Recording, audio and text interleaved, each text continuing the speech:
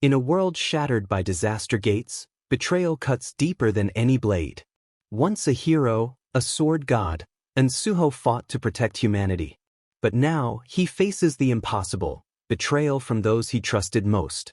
Even in his final moments, he refuses to give in. But endings aren't always the end. Suho wakes up in the past, during humanity's darkest time. Given one last chance to change his destiny, Suho must rise again, stronger, smarter, and more determined than ever. The gates still stand. His legend begins again.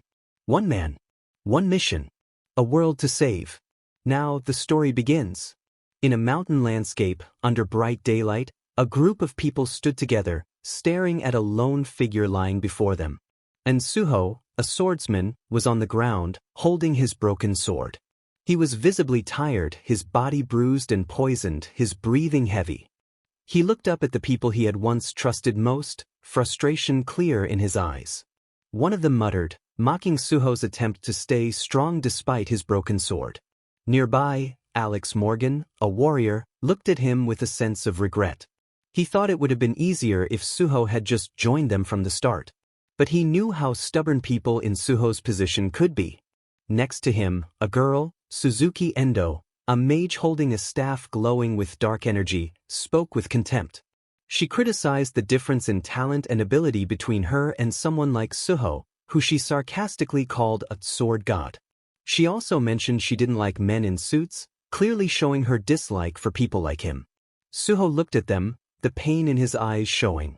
His thoughts drifted back to the times they fought together, celebrating victories, feeling triumphant and smiling. And now, they stood against him, as if everything they had done together meant nothing. "We've been fighting together all this time," he said, his voice shaking with emotion. He demanded to know how they could betray him, how they could turn their backs on everything they had achieved. His voice became louder, more desperate as he pleaded for answers. Isabella, the healer of the group, spoke with a flat expression. She said it was unfortunate, but unavoidable. Suho was the only one opposing the current plan, the one who refused to follow along. Suho asked if they weren't ashamed of betraying everything they had fought for. He reminded them that they had already conquered one of the 5 disaster gates. If they took down the remaining 4, humanity would be safe, free from the constant threat of monsters. But now, they wanted to abandon that gate and leave humanity in danger. Suho couldn't understand how they could choose such a path. He accused them, saying they were no different from the monsters they had fought. Hexhood, the group's archer, responded calmly. He pointed out that at least they hadn't killed any humans. He explained that if all the gates were conquered, hunters like them would lose their purpose. Once seen as heroes, they would be nothing more than thugs in the eyes of the people. Hex then spoke directly to Suho, suggesting that Suho wouldn't want to become someone people feared. He tried to persuade him one last time, offering his hand and telling him to join them. Suho's face twisted with anger. He felt betrayed, and Hex's words only deepened his pain. After everything they had done together, Hex expected him to just join them as if nothing had happened. Suho rejected the offer, glaring at the group defiantly. Inside, he knew he didn't have much time. His body was poisoned by Suzuki's venom, and his wounds were too severe to heal. He understood he wouldn't survive this fight. There was only one thing left he could do. If he couldn't live, he would at least take one of them down to help ensure humanity's future. With this thought, he gripped his broken sword, a fire of determination lighting his weary eyes. His last duty as a hero, he decided, would be to sacrifice himself, even if it meant taking just one enemy with him. The group tensed as they sensed his resolve. Energy began swirling around him, his power building as he stepped forward with purpose. Alex, standing with the group, was visibly confused, while Suzuki tried to calm everyone down. She dismissed Suho, saying he was just bluffing. After all, he was just a swordsman with a broken weapon. But Hex wasn't so sure. Something felt different. There was something about Suho's energy that made him uneasy. The tension in the air became thick, and suddenly, with a burst of power, Suho moved. His sword cut through the air with deadly speed. The attack was swift and brutal, catching the group off guard. Suzuki was struck down instantly, her body falling lifelessly to the ground, while Alex screamed in agony as his arms were severed from his body. Hex acted quickly, narrowly avoiding Suho's strike and pulling Isabella to safety. He marveled at the speed of the attack, realizing that if he had been even a moment slower, he would have met the same fate. He couldn't understand how Suho was able to strike with such power. His sword was broken, and his body was poisoned. It didn't make sense. Alex, holding his left arm, his face twisted in pain, struggled to cope with the agony of losing his limb. Isabella rushed to Alex's side, her hands glowing with healing magic. But something was wrong. She looked at his wound in shock. She couldn't heal it. Her eyes widened as the truth hit her. She had heard of it before, but she had never seen it. The wound caused by Suho was beyond healing. It wasn't something magic could fix. It was a power that surpassed the human realm. The injury was too great for any spell to mend. Suho, battered and drained of energy, looked at his sword. It began to glow, an intense aura surrounding it. Hex, watching from a distance, finally understood. It was an intangible sword, formed purely by willpower. A sword made of energy. Suho felt a grim satisfaction as he realized that he had finally achieved what he had been striving for, the ultimate swordsmanship, even in his final moments. With one last surge of power, he smiled for the final time. Then, he fell, his body disappearing over the edge of the cliff. As he fell, a system notification flashed in his mind, congratulating him for reaching the realm of divine sword unity. The system praised his achievements, listing new abilities and announcing that the player system was rebooting. The world around Suho turned dark as he felt his life slipping away. He had completed his final mission, sacrificing everything to defeat his enemies. But regret lingered in his heart. He felt the cold, inevitable pull of death. Suddenly, the darkness faded, replaced by a blinding light. The light took the form of a city, one far different from the battle-worn cliffs where he had just met his end. Suho opened his eyes, disoriented. It wasn't the afterlife he had expected. Instead, it was a bustling, chaotic urban city. A firefighter appeared in his vision, his voice tense but urgent. The man told Suho that he was injured and insisted on taking him to a safe zone. When the firefighter mentioned a gate outbreak, Suho's eyes widened in surprise. He thought for sure he had died back in that dungeon. As Suho was carried through the streets, he looked around, confused. Tall buildings towered over him, but the destruction was unmistakable. A massive explosion rumbled in the distance, sending debris flying across the street. He glanced at a station sign, and the name, Cinderim, flashed before him. The name struck him hard. Cinderim Station was once a location lost to a gate outbreak, contaminated during one of humanity's darkest times. Yet here he was, witnessing the same catastrophe all over again. As he struggled to understand his situation, a goblin appeared from the shadows of the gate. Suho murmured the words, Cinderim Station Gate Outbreak, under his breath, feeling the sheer impossibility of it all. Then, out of nowhere, an arrow sliced through the air, striking the firefighter carrying him. The man let out a strangled cry, collapsing to the ground.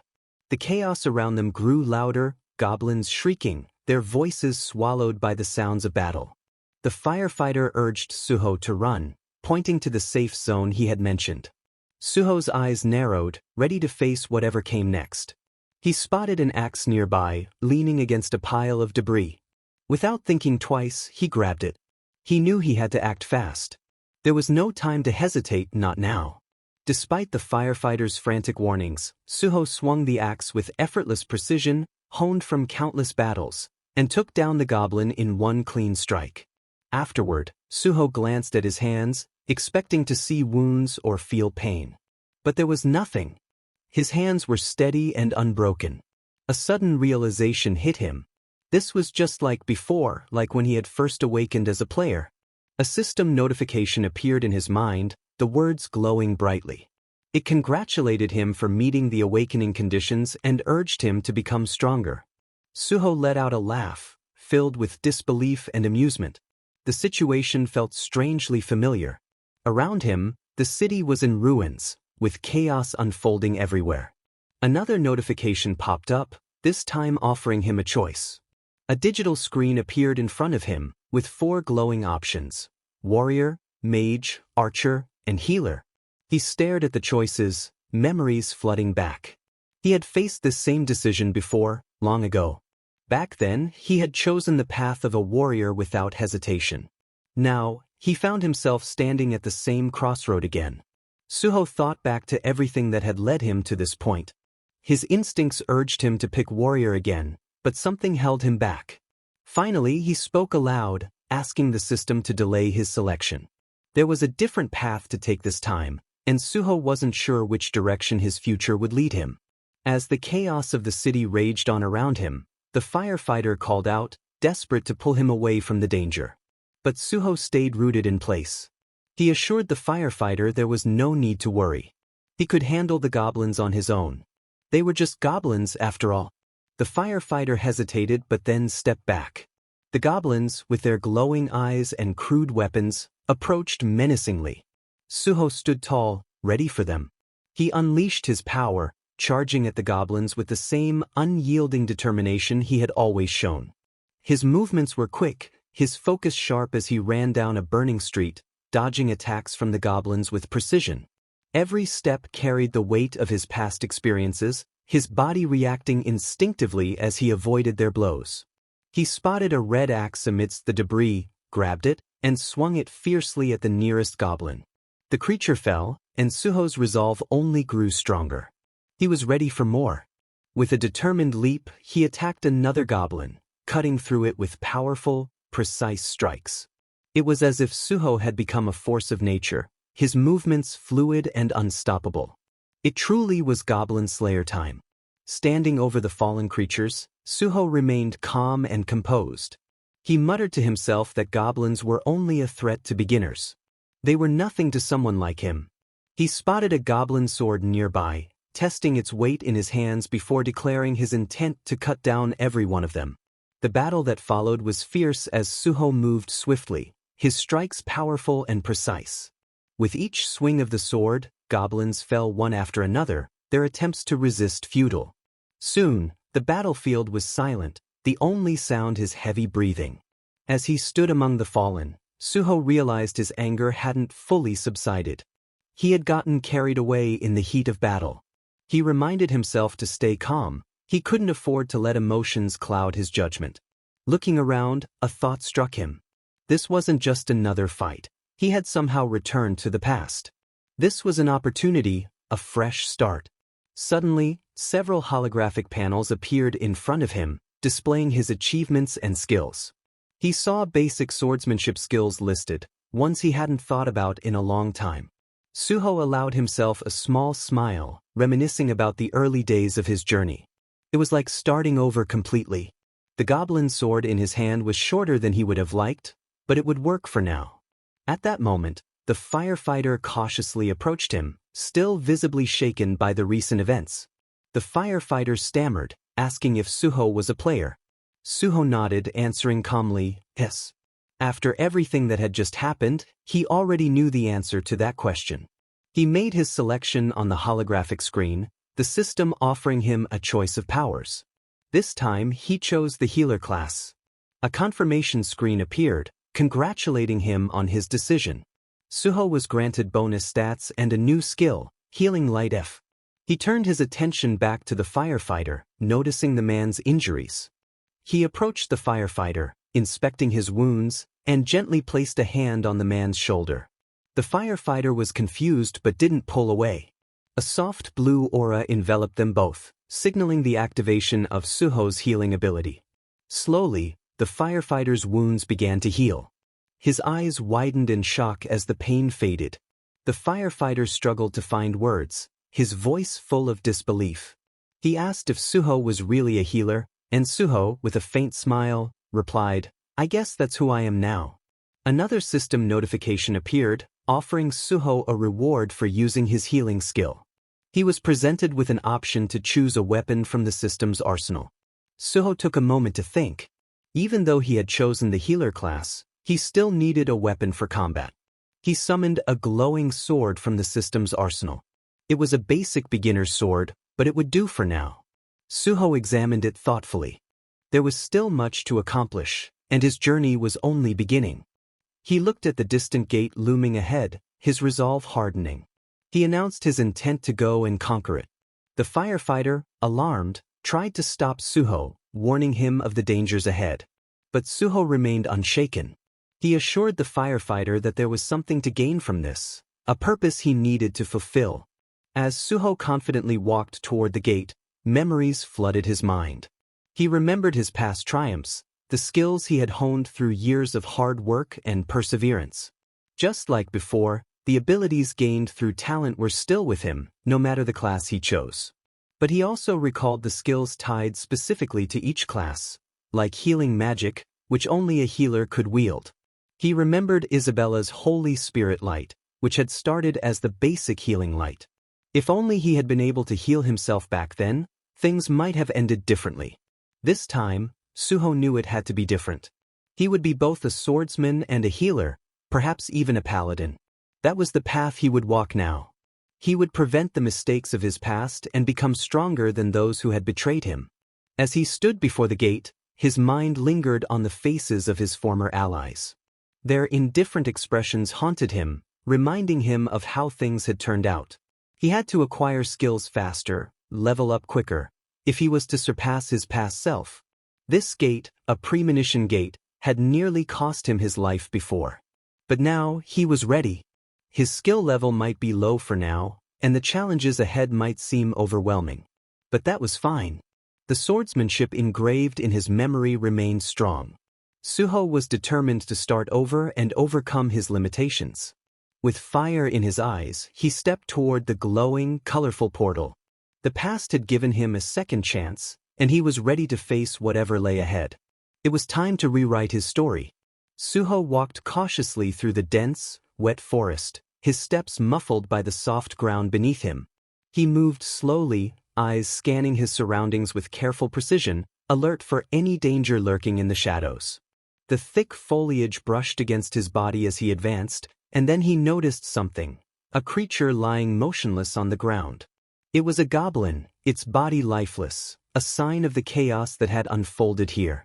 He muttered to himself that the goblins, which had once been rampaging outside the gate as if they owned the world, were now all dead inside. It seemed the goblins had fled through the gate, escaping from something far more terrifying. Suddenly, a noise broke the stillness, and Suho froze. His eyes sharpened, focusing on the source of the sound, ready for whatever danger might come next. Suho's instincts proved right. The reason behind the goblins' frantic retreat soon became clear. Two hobgoblins emerged from the shadows, their eyes burning with hostility.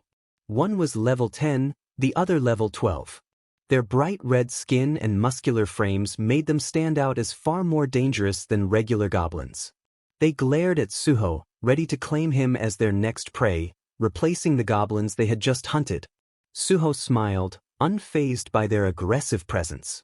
To him, they were still just goblins, no matter their size or the aura of menace they carried. With confidence, he stepped forward, preparing for the battle. The clash began as Suho met the hobgoblin's powerful strikes with his own. He dodged nimbly, but quickly realized that his sword barely made an impact. Their tough, reinforced skin was too strong for his current level to pierce. Suho knew that relying solely on strength wouldn't work. He had to find a way around their defense. If his physical attacks couldn't break through, he'd have to use his wits. The fight grew fiercer with each passing moment, but Suho focused on finding an opening. He needed to be clever, not just strong.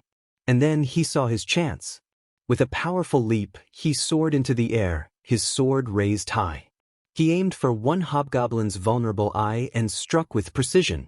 The creature recoiled in pain and collapsed, falling before Suho could even react. Suho blinked, surprised. He hadn't intended to take it down so quickly, but his instincts had led him to victory. He sighed, reminding himself to be more careful with his force next time. But there was no time to second-guess. The battle wasn't over yet. A massive hobgoblin appeared from the distance, charging toward him. Its massive muscles bulged, and it moved with terrifying speed. Suho's gaze sharpened. This was his chance to push forward. Suho decided to make use of the hobgoblin's aggression. The creature lunged at him with a roar, but Suho dodged effortlessly. As he avoided each strike, he quickly realized he was growing more agile with every movement. His evasion was becoming more fluid, more natural. After several successful dodges, Suho felt a sense of improvement in himself. With each close call, his body moved quicker, more instinctively. The fight was becoming easier, and he knew that these small victories were shaping him into something stronger. Then, as the hobgoblin swung at him again, Suho blocked its blow with a sharp, precise parry. The strike was heavy, but he felt the movement come naturally, and the impact was absorbed perfectly. The hobgoblin paused, momentarily thrown off balance by the effective counter. Suho took a moment to reflect. He wasn't just surviving anymore, he was mastering his abilities. With a few more successful parries, Suho felt an undeniable shift in his confidence. He had turned the battle around. Despite being outmatched in strength, he was outmaneuvering his opponent with skill and precision. The hobgoblin seemed to be tiring, its attacks growing slower and more predictable. Suho knew that with this new edge, he had the upper hand. Suho studied his fallen opponent, noting the hobgoblin's unsteady stance. Frustration was evident in its movements, and Suho knew the moment had come to end the battle. With unwavering confidence, he faced the creature, his resolve clear. He had gained the experience he needed, and now, it was time to finish what he had started. With a swift movement, his sword sliced through the air. The hobgoblin let out a strangled cry before collapsing, defeated at Suho's feet. Sunlight streamed through the dense forest, casting a warm glow over the fallen creature. Suho stood over the body, his gaze cold and focused. But there was no time for rest.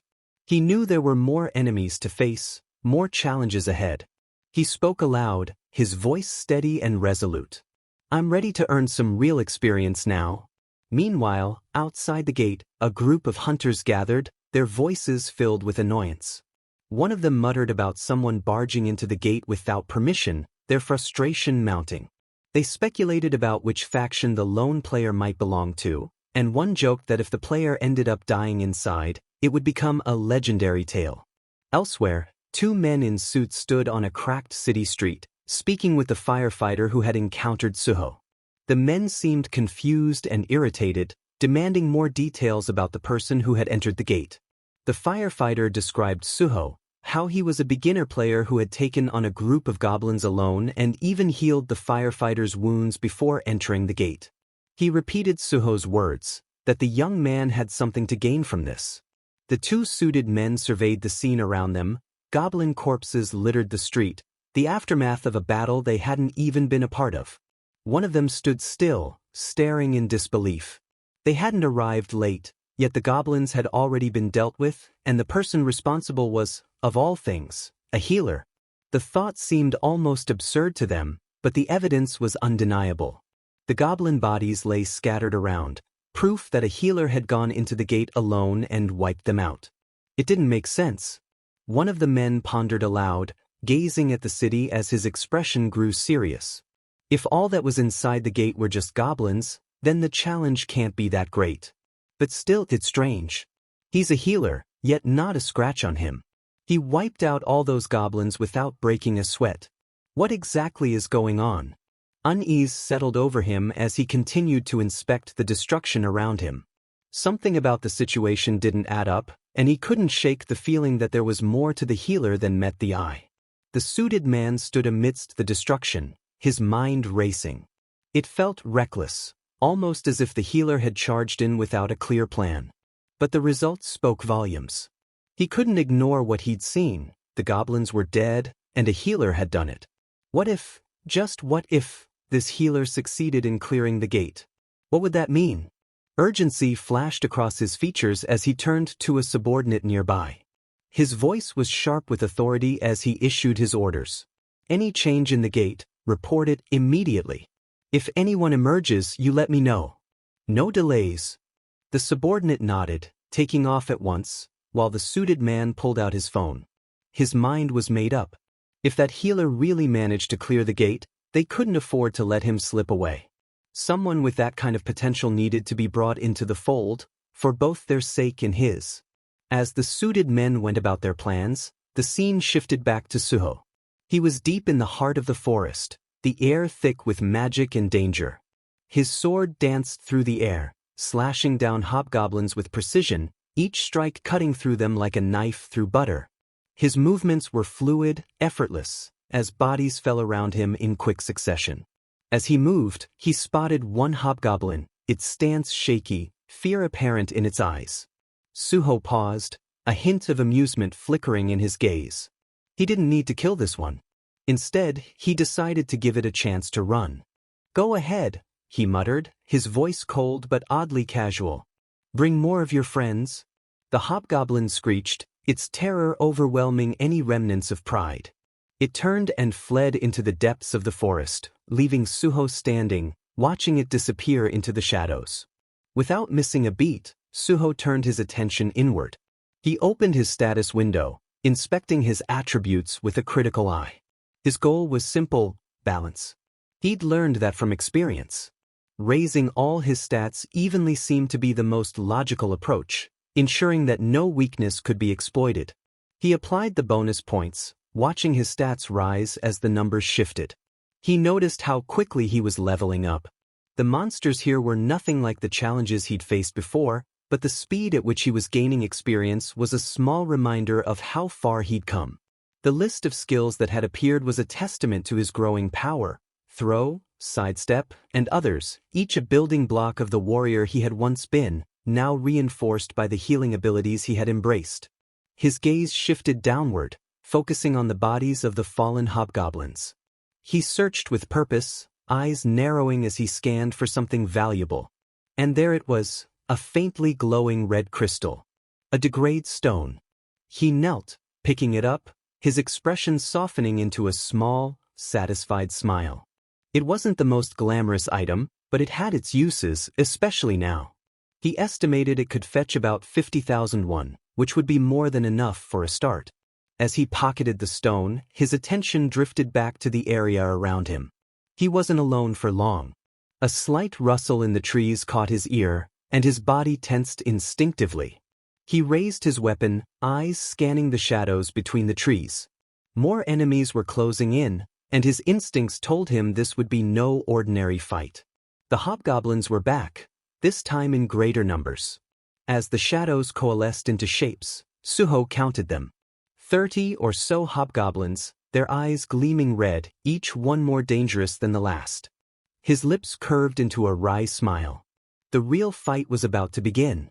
"Perfect," Suho muttered to himself, readying his sword.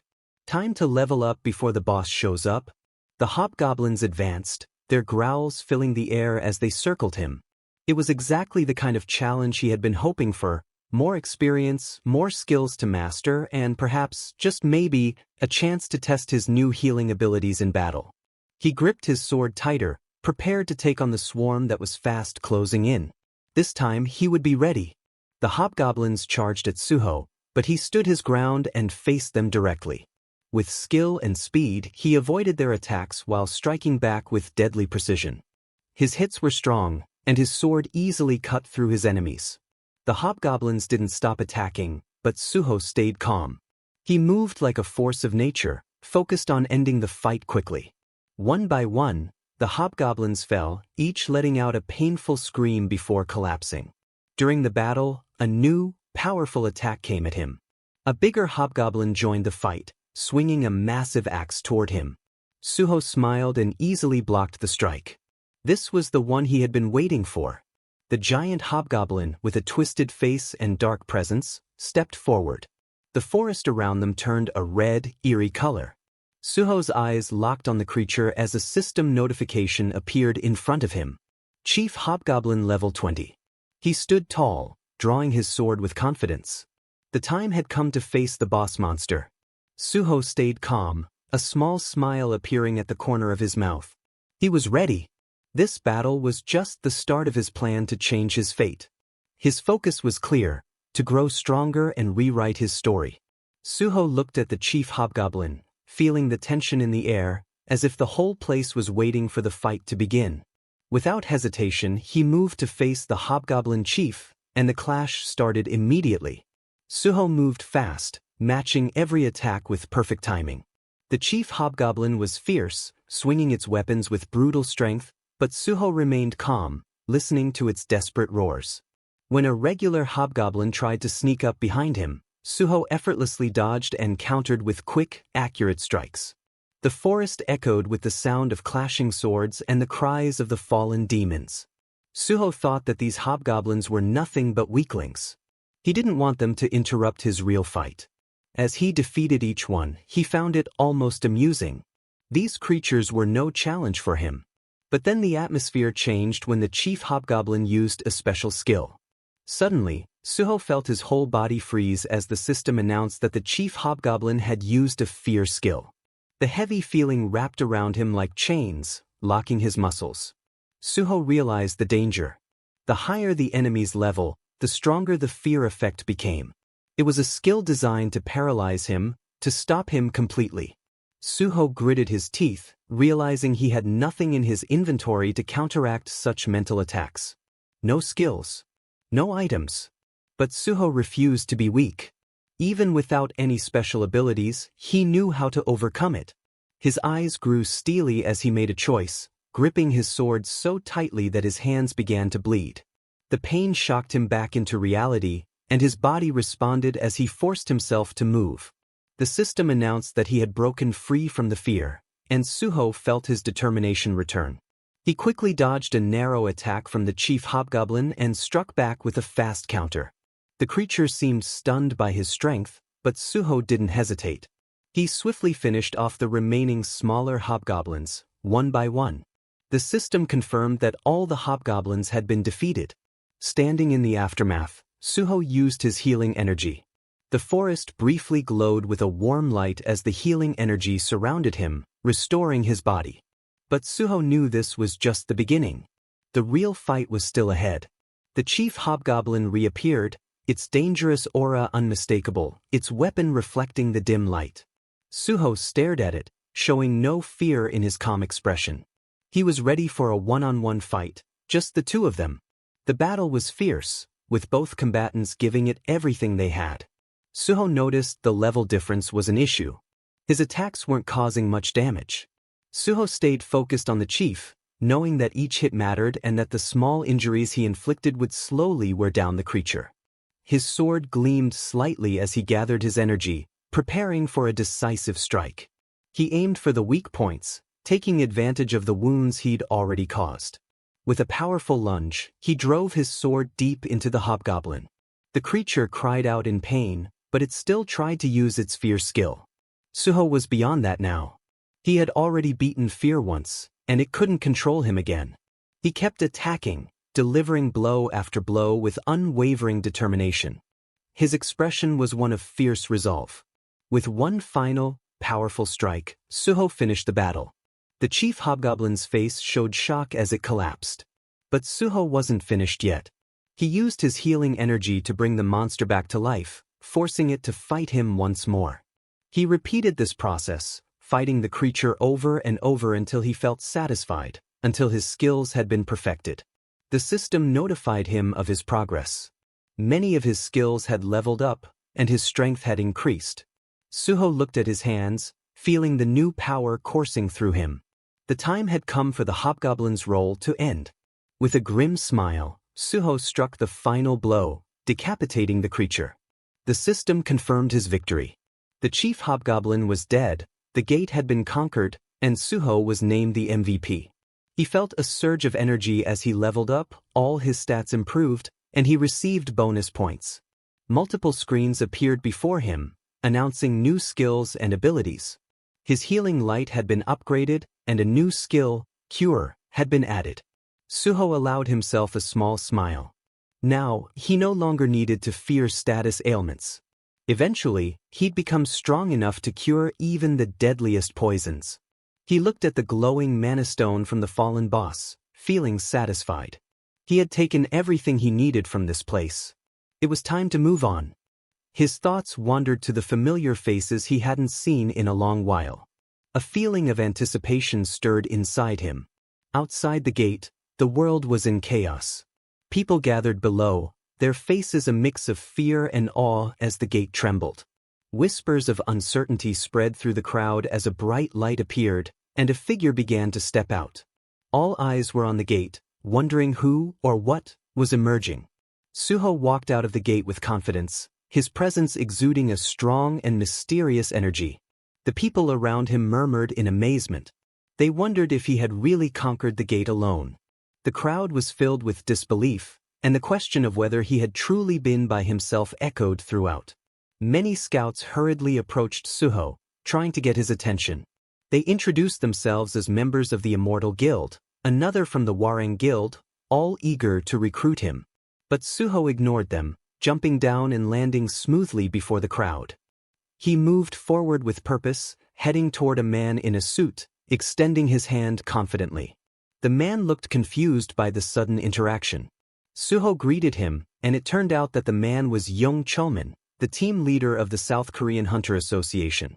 Another man in a suit, standing beside Cheolman, asked if he knew Suho, but Cheolman admitted that he had no idea who this person was. He was genuinely confused. Later, as the sun began to set, the scene shifted to a large building marked as the South Korean Hunter Association. Inside an office, young Cheolman sat at his desk, facing Suho. Cheolman appeared lost in thought, trying to remember their first meeting.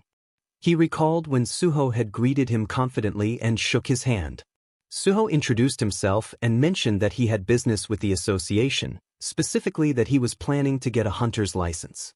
Cheolman was taken aback. Issuing a hunter's license was a serious process, and from what he could gather, this wasn't just a renewal. It seemed that Suho was an unregistered hunter. Cheolman's mind raced as he thought about what that meant. Suho was a newly awakened player, and considering his abilities, it was surprising. The healer class was often seen as the weakest among the 4 main class categories, yet Suho had managed to conquer a gate on his own. As Cheolman examined Suho's hunter aptitude test results, they appeared more like those of a warrior than a healer. This caught his interest. Suho, calm and casual, ate something while waiting for Cheolman's response. Noticing Cheolman's hesitation as he looked over the results, Suho asked if there was a problem. Cheolman reassured him, saying there was nothing to worry about. He confirmed Suho's name, on Suho, and began asking about his background. Cheolman was curious about what Suho had done before becoming a hunter. Suho explained that he was a college dropout. When Cheolman probed further, Suho admitted he hadn't done well in college. He smiled lightly, making the statement seem less serious. Cheolman wondered if he had been a medical student, but Suho revealed that he had studied physical education instead. This only confused Cheolman further. Usually, healers came from medical backgrounds, so it was unusual for someone with a physical education background to choose the healer path. Cheolman then asked why Suho had chosen healing over becoming a warrior or an archer. Suho smiled again and said it was because he hated getting hurt. His answer was simple but unexpected, and Cheolman couldn't help but find it amusing. His curiosity grew, and he couldn't hold back any longer. He asked Suho how he had managed to conquer the gate alone. Suho thought back to the events, remembering his battle with the hobgoblin. He explained that there hadn't been much of a plan or strategy. When he entered the gate, a hobgoblin attacked him, and he fought back just to survive. Cheolman was startled when he heard the mention of the hobgoblin. Suho confirmed it was a hobgoblin and then opened his inventory. In an instant, glowing magic crystals appeared on the table. Suho explained that he had obtained them by killing not just a hobgoblin, but also its chief. He admitted that he didn't really know the value of these magic crystals and asked Cheolman to handle them. Cheolman, still processing everything he had just heard, agreed to take care of it. He picked up one of the crystals and began preparing it for processing, his shock still lingering, but he focused on the task at hand. Cheolman then turned to Suho and asked if he was truly committed to becoming a hunter. Suho confidently confirmed that he was. He had made that decision the moment he awakened as a player. Cheolman couldn't help but comment on how significant that decision was. But in his mind, he felt it was somewhat impulsive. He asked Suho if there was a specific reason behind his choice. Suho smiled and noticed that Cheolman wasn't very good at hiding his thoughts. The conversation grew more serious as Suho explained his reasons for wanting to become a hunter. He told Cheolman that he had lost his entire family due to gate shock. Suho hated monsters and gates deeply. He believed becoming a hunter was his way of fighting back. He admitted that entering the gate alone had been an emotional choice, driven by his desire to relieve his own frustration.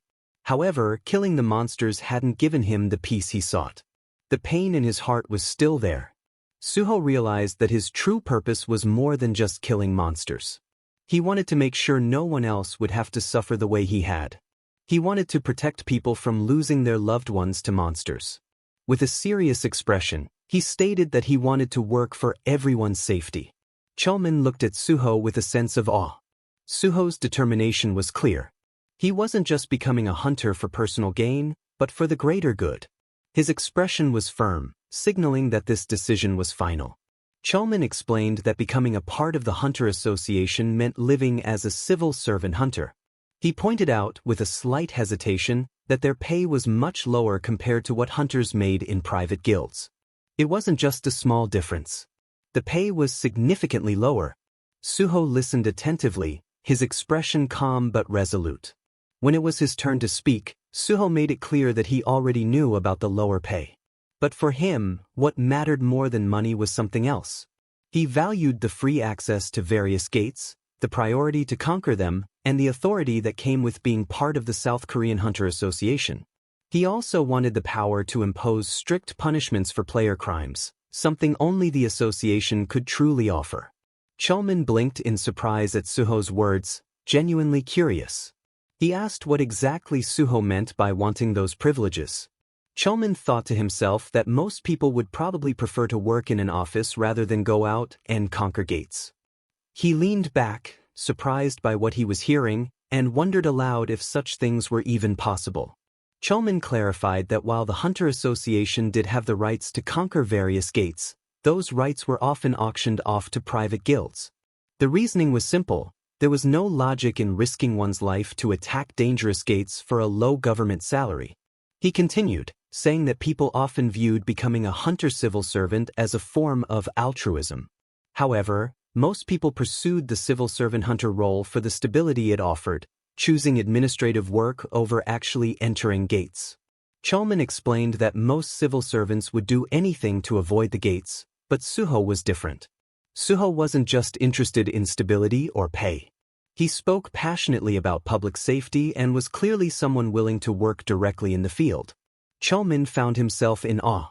He saw Suho as the perfect civil servant hunter, someone who truly cared about protecting people, a real embodiment of patriotism. He was exactly what the association needed. ᴄᴏᴘ couldn't help but feel overwhelmed. Half-jokingly, he admitted that he was so happy it almost made him dizzy. Suho, noticing ᴄᴏᴘ's reaction, leaned forward with concern and asked if he was all right. ᴄᴏᴘ quickly composed himself, cleared his throat, and adjusted his posture. He confessed that it had been a long time since he'd met someone like Suho. He assured him he would handle the paperwork and identification needed. ᴄᴏᴘ then explained that to officially join, Suho would need to complete the hunter exam, which included an aptitude test, a written exam, and a practical exam. However, there was a catch. ᴄᴏᴘ's expression shifted slightly as he explained that registration for the current year's exam had already closed, and the exam day was actually tomorrow. Suho's eyes widened in shock. But before Suho could fully worry, ᴄᴏᴘ remained calm and smiled confidently.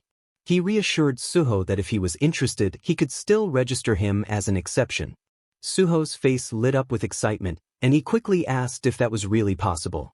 ᴄᴏᴘ nodded, explaining that it was allowed within the existing rules. Since Suho had conquered a gate alone, they could report it to the higher-ups and get approval for his late registration. ᴄᴏᴘ then became more serious. He admitted that he recommended Suho because of his clear talent, but he also pointed out the challenge ahead. He explained that preparing for both the written and practical exams in just one day would be tough. While ᴄᴏᴘ wasn't concerned about Suho's physical performance, given his impressive skills, he did have doubts about the written part. Suho clenched his fist, showing his determination. ᴄᴏᴘ, still concerned, repeated his worry about the written exam, but Suho leaned forward, his voice strong and confident. He asked ᴄᴏᴘ to go ahead and register him, assuring him that he was ready for the challenge. ᴄᴏᴘ blinked in surprise but nodded, impressed by Suho's resolve. Suho continued, saying that it was a good idea to take the exam at least once for the experience, especially with the chance he had now. He added that it was just a test, and even if he failed, he could always take it again next time. ᴄᴏᴘᴘыᴜ couldn't help but admire Suho's bravery. With a slight smirk, he shook his head and remarked on what a brave man Suho was. ᴄᴏᴘᴘᴜ then informed Suho that he could check his aptitude test result today. Suho thanked him for the information but hesitated for a moment before admitting that he didn't have the money for the registration fees. Suho asked if ᴄᴏᴘᴘᴜ could handle the magic crystal transaction right away. ᴄᴏᴘᴜ nodded quickly, adjusting his tie, and promised to take care of it while also checking Suho's aptitude test. As ᴄᴏᴘᴜ left to complete the necessary steps, the atmosphere softened, and Suho found himself reflecting inwardly. His face grew thoughtful as he looked at ᴄᴏᴘ's retreating back. Suho realized that even now, ᴄᴏᴘ was the only person he could truly trust. A grateful smile spread across his face, and he silently thanked ᴄᴏᴘ. A while later, the two sat together, sharing a meal. ᴄᴏᴘ announced that all the aptitude tests were finished, and the money from the magic crystal had been deposited. Suho, still in awe, couldn't believe the amount when he saw it, around 3 million won. He took a sip from his drink and playfully remarked on it. ᴄᴏᴘ, a bit embarrassed, admitted that as a civil servant hunter, he received certain tax exemption benefits for magic crystals. Suho's eyes widened, impressed, and eagerly asked if it was really duty-free. Then, with a hopeful expression, he asked if he could ask one more favor. ᴄᴏᴘ, curious, asked what it was. Suho explained that he had heard the association had a library containing workbooks and reference materials for the upcoming test. Even though it was late and the test was tomorrow, Suho felt the need to cram as much as possible. He hesitated for a moment, then asked if it would be all right for him to study in the library. ᴄᴏᴘ's face lit up and he grinned enthusiastically, raising both of their drinks in excitement. He eagerly told Suho that, of course, he could use the library. Suho's face brightened in response, and he thanked ᴄᴏᴘ once again. The next scene unfolded in a brightly lit library, where ᴄᴏᴘ proudly gestured at the vast collection of books. He informed Suho that he didn't need an employee card when he left, so Suho was free to study there as long as he needed. With a cheerful wave, ᴄᴏᴘ wished him the best of luck on his test tomorrow and walked away, leaving Suho in quiet contemplation among the towering shelves. As ᴄᴏᴘ walked off, Suho watched him, his gaze softening with a mixture of admiration and guilt. He muttered to himself that brother ᴄᴏᴘ was still the same, kind and trustworthy, always there for him. Suho thought that ᴄᴏᴘ didn't know yet, but one day, he would become the president of the association. Suho sighed, admitting it had been hard pretending not to know anything. It felt like he'd been teasing ᴄᴏᴘ, but he also knew that acting like he already knew everything would only raise suspicions. He rose from his seat, his expression hardening with determination, as he walked deeper into the library. The sunset cast a warm, golden glow through the library windows, illuminating the rows of tall shelves. Suho whispered to himself that it was time to find what he was looking for. As Suho moved through the labyrinthine aisles of the library, scanning the spines of countless books, his mind wandered back to the major events that would unfold in the future. He knew the general outline, but he also knew he couldn't remember every single detail. After all, he was still human. He came to a particular shelf and stopped, pulling out a large, ancient-looking tome that had intricate patterns etched into its cover. He couldn't help but comment on how massive the book was. Suho opened it, revealing pages filled with cryptic symbols and foreign text. He recalled how he had once tried to extract information from this very book before. As his eyes skimmed the pages, something strange happened. The text began to glow softly, and a message appeared. The system informed him that the book was from another world. Suho focused on the words, noting that a single sentence had appeared, along with hints of different ways to interact with the book.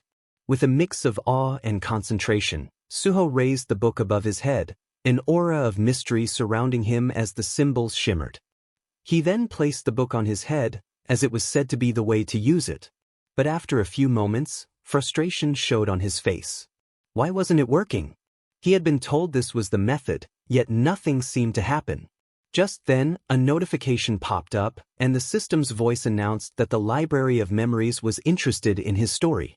The book's pages began to turn on their own, glowing with a purple light that illuminated the entire room. The system's message continued, stating that the Library of Memories was inviting him. The book released an intense magical glow, and Suho stared in awe, sensing the magnitude of the moment. Finally, the system declared, "Welcome to the Library of Memories." The Library of Memories opened before Suho, and its grand book radiated a wave of shimmering magic that filled the entire space with blinding light. Suho stood still, fully aware of the significance of what was about to happen. This book was an artifact with the power to make a person remember everything they had seen and heard, including the painful memories that most people would choose to forget. Suho knew well that the human mind relied on the process of forgetting to survive. Endless vivid memories could easily become overwhelming. But Suho was willing to shoulder that burden. He knew that obtaining the Library of Memories came with a price, the curse of remembering everything. Yet, that curse was exactly what he needed. He was ready to take on even the most painful memories if it meant achieving his goals. He recalled the girl who was originally meant to acquire the skill, the one who was supposed to become the Hexagon Guild manager. She had once worked for the Korean Hunter Association before joining the Hexagon Guild. Suho remembered the story of how she had accidentally obtained the skill of the Library of Memories. Late one night, while studying in the library, she had used the book as a pillow, simply because sleeping face down was uncomfortable. It had been an innocent mistake, but it had forever changed her life. By sheer chance, she had gained the ability. Suho thought back to how he had learned about it from her, and a small smile tugged at his lips. He already planned to treat her to a meal the next time they met. She deserved at least that much. Without warning, a glowing system notification popped up before him, asking if he would be willing to donate his story to the Library of Memories. Suho paused for a moment, considering the immense power now within his reach. The library had the ability to store everything, even the small, overlooked moments of his past that would normally be lost to time. Suho clenched his fist, making up his mind to accept the offer. In an instant, a brilliant light surrounded him as the library began to record his story. Books floated around him, their covers glowing with strange symbols. The entire space hummed with an almost living energy, filled with the magic of countless untold tales. A message appeared in front of him, confirming the activation of the skill. The system explained that the Library of Memories would retain all the memories he had experienced, allowing him to revisit them at will. It would also suggest relevant information whenever necessary. Suho grimaced slightly, feeling an unfamiliar sensation flood his mind. The recording process was unlike anything he had ever felt before, disorienting, as if his very consciousness was being rearranged. He steadied himself, taking a deep breath. Wondering if the odd sensation was because the space around him was merely illusionary, he decided to test the skill. He focused on his past, and in an instant, the world around him dissolved into a swirling vortex of memories. The images of his last battle came rushing back to him, raw and intense. He could still feel the pain, the fury, the adrenaline coursing through him as though it was happening all over again. He thought about the final moments, the emotions still fresh in his mind. The memories accelerated. He saw the betrayal of those he had once called comrades, their faces twisted in hatred and greed. The memories were vivid, painful, and disturbingly real. Suho clenched his teeth, his eyes narrowing as the images of those traitors who had delayed the gate's destruction for their own gain flashed before him. Their cold, indifferent expressions burned in his mind. He swore to never forget them. His eyes hardened with the weight of the betrayal, and a faint scowl crossed his face. The experience was unpleasant, and Suho cursed himself for not thinking of a better memory to relive. As he sat in the uncomfortable aftermath, a new interface suddenly appeared before him. A cryptic message from the system caught his attention. He frowned, puzzled by the unfamiliar notification. What was this? He squinted at the message, confusion spreading across his features. Then the interface shifted, and a new announcement flashed. The system informed him that it would grant him the opportunity to become stronger as the first to reach the realm of the transcendent, but only if he allowed the system to reboot his player status. Suho stood tall, his figure framed by the swirling light. The word rebooting echoed in his ears, sending a chill through his spine. It was almost impossible to believe. As the light slowly faded, Suho found himself back in the vast, quiet library. The shelves around Suho glimmered with latent power, the weight of countless lives and experiences filling the air. As the realization sank in, he nodded slowly to himself. The system had sent him back to the past. He recalled his previous journey, reaching the unity of the divine sword, acquiring his first SS-grade skill, and now, here he was again at the starting point. His fingers brushed his chin as he fell into deep thought. Since he was the first to reach the transcendent state, the system was giving him another shot, something that had never even crossed his mind before. He paused, wondering if this return to the past was truly a coincidence. His fists clenched, resolve hardening in his chest. Whether by fate or design, he had returned. This time, not only could he prevent the events that had befallen him, but he could also prevent the chaos of the unpredictable gates, which had caused so many casualties in the past. With a deep breath, Suho's gaze sharpened. He had to make the most of this opportunity. The thought crossed his mind that perhaps he could conquer the gates faster this time. He couldn't afford to waste any time. He stepped into a taxi, determination driving every motion. As the taxi sped through the streets, Suho's resolve deepened. Whatever the cause, this was his chance, and he would take full advantage of it. The gates had caused enough damage before. Now, he could stop it from happening. He stepped out of the taxi, his fists tight with determination. He couldn't waste time. Not this time. His gaze hardened with purpose as he walked toward his goal. Soon, Suho stood before a grand building, its lights cutting through the night like a beacon. Nexus. His eyes narrowed as recognition settled in. It was the private hunter academy, Nexus. He had arrived. Inside the brightly lit reception area, Suho walked confidently up to the front desk. The receptionist looked up from her work with a smile, asking what had brought him to the academy that day. Suho replied calmly, stating that he needed to meet Director Kim Soo-ae. The receptionist's eyebrows lifted slightly, a note of surprise in her voice as she asked if he had an appointment. "No," Suho answered simply, "but I need to speak with her." The receptionist hesitated for a moment before apologizing, explaining that an appointment was required to meet with the director. Suho thought for a moment, then raised his hand as if an idea had come to him. "Could you just pass along a message?" he asked. "Tell her the solo conqueror of the Sindorum Station pre-catastrophe gate is here." The receptionist's eyes widened in shock. Without missing a beat, she nodded and quickly picked up the phone to call the director. The scene shifted, transitioning to a hallway leading toward a door labeled Director's Office. Inside, Director Kim Soo-ae stood behind a sleek desk, her presence composed and elegant. She greeted Suho with a polite nod as he entered. "I'm Kim Soo-ae, Director of Nexus Academy," she introduced herself, gesturing for him to sit. Suho returned the greeting and sat across from her. There was a slight air of awkwardness between them, but also an unspoken curiosity.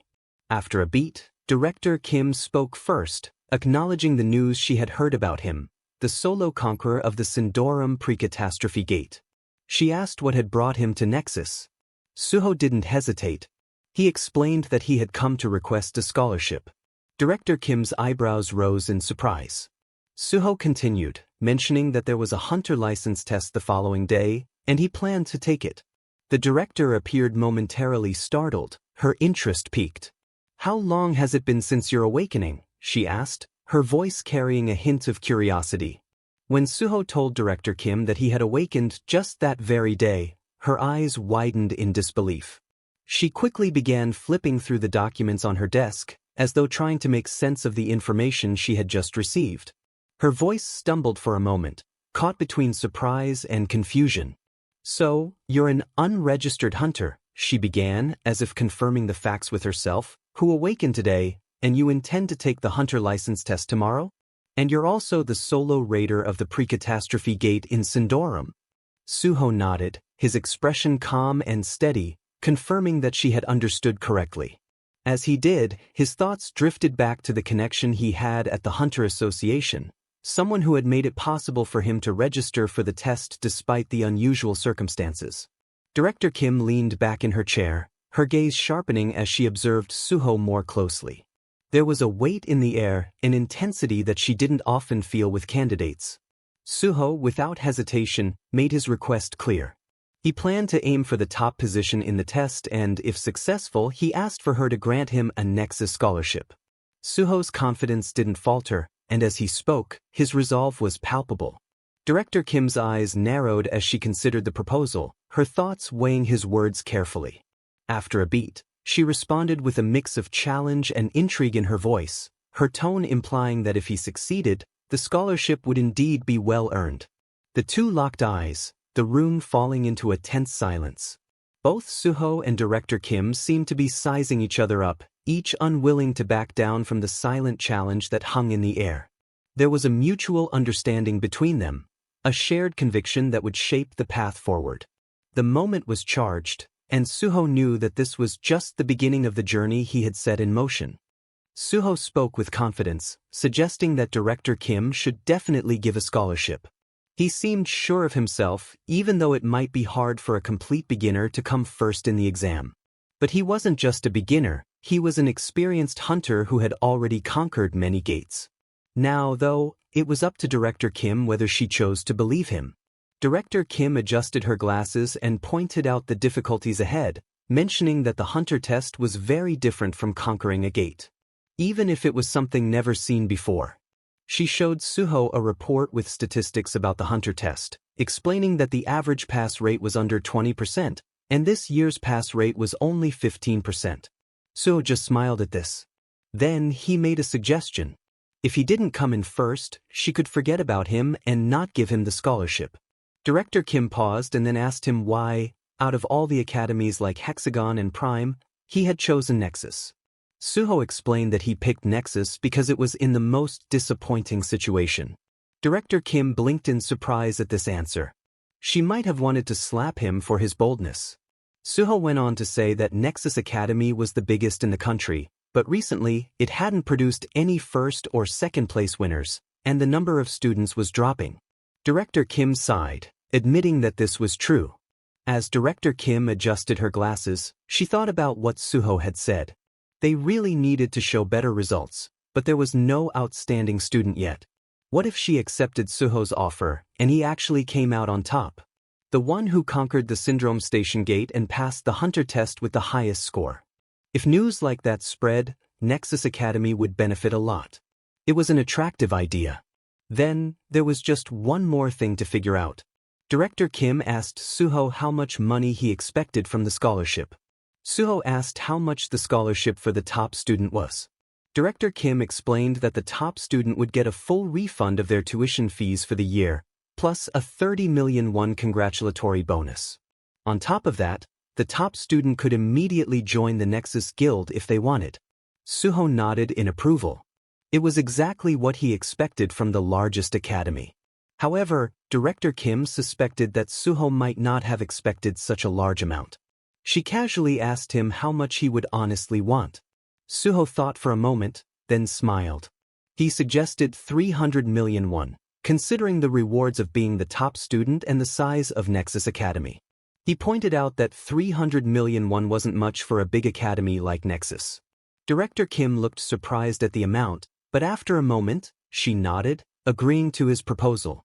All right, Director Kim said, nodding. She made an offer to Suho. If he passed as the top test taker, she would pay him 300 million won. She suggested they draft a contract, and for now, she asked Suho to take a look around the academy. The scene shifted to a new location near a clock tower, as evening turned into night. Suho admired the sight of the vast academy grounds, thinking about how huge Nexus was. It seemed even bigger than an amusement park. He realized that once he enrolled, he wouldn't have to worry about anything.